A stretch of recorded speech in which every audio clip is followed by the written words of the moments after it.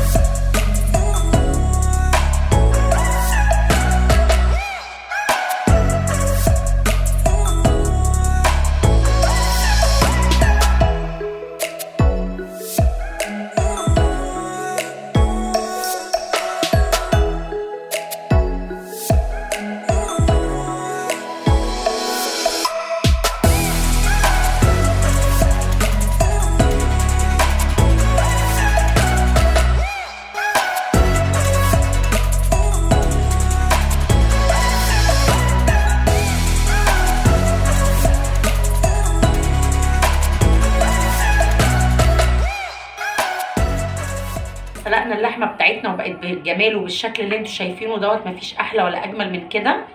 عندنا بسله وجزر، كوسه، بطاطس كيوبس، فلفل احمر واصفر كيوبس، فلفل حار، توم مهروس بالحبهان، بصل كيوبس، وصلصه طماطم او عصير طماطم، طماطم متصفيه. التوابل بتاعتنا بقى مرقتين دجاج، ملح، 7 بهارات، رشه سكر، رشه جنزبيل، رشه فلفل، ورشه قرفه. يلا بينا بقى على البوتاجاز اوريكم هنعمل التورلي الجميل ده ازاي. كده على النار حطينا فيها الماده الدهنيه اللي احنا عايزينها، ممكن زيت، ممكن معلقه سمنه بلدي جميله، وننزل فيها البصل بتاعنا ونشوح البصل بتاعنا دوت كده. عايزينه ياخد لون. بصوا حبايبي البصله بتاعتي كده صفرت. هنزل بقى انا بايه؟ هنزل بالثوم المدقوق بالحبهان، واول ما اشم كده ريحه الثوم بتاعي هقوم نازله بالفلفل الحار. اللي يحب يحط فلفل حار براحته، اللي ما يحبش براحته برده. هنزل على طول اقلب كده تقلبتين. احنا معتمدين في طريقه للتورلي ان هما بيقلوا كل الخضار. احنا لا، مش هنقلي كل الخضار علشان يبقى صحي وما يبقاش شارب زيت كتير.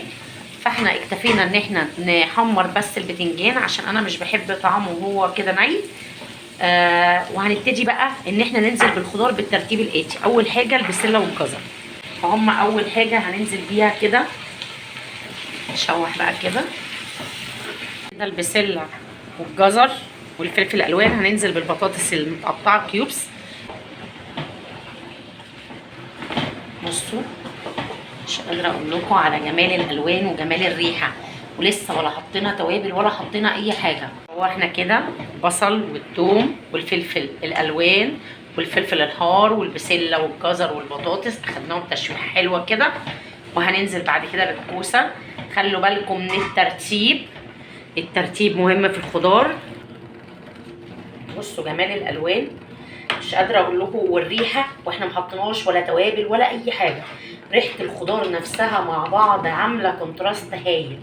احنا الكلام الجميل ده جه في بالي ان انا انزل مكعبات طماطم كده بدعم اللون والنكهه والطعم. بصوا الجمال، بصوا الالوان.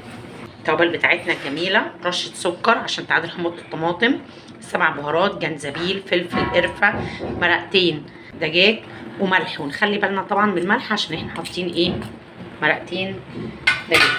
ونقلب بقى الكلام الجميل ده كله كده مع بعضه. واحنا بقى الخضار بتاعنا الجميل كده وقلبناه كويس وحطينا توابلنا وظبطنا الدنيا.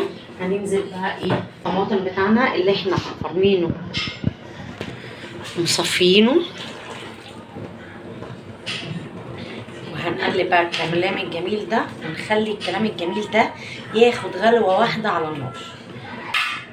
بصوا حبايبي التورلي بتاعنا بقى شكله غلي كده، اخد غلوه حلوه قوي. يعتبر اخد كده حوالي نص سوا كده. وتعالوا بقى اوريكم هنعمل ايه فيه.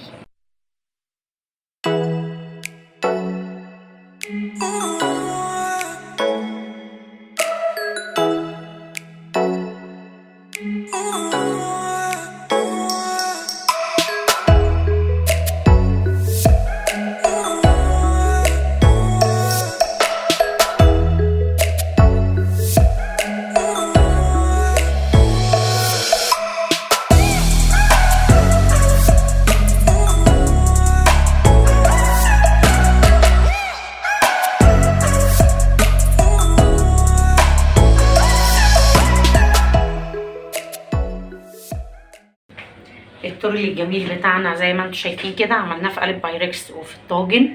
هندخلهم بقى الفرن وهوريكم لما يستووا بقى وياخدوا لون. اهلا بيكم في مطبخ فيكي. التورلي الخطير بتاعنا زي ما انتم شايفين كده، طبق بيتحدث عن نفسه. يا ريت تجربوا الوصفه، احب قوي اعرف تعليقكم واعرف رايكم في الوصفه، يا ريت تجربوها. تابعوني تملي، هعمل وصفات جميله هتعجبكم وسهله للبنات اللي بيتعلموا يخشوا المطبخ. الوصفه تكون عجبتكم. اذا عجبتكم الوصفه يا ريت تعملوا لي لايك للفيديو وسبسكرايب للقناه وتفعلوا الجرس.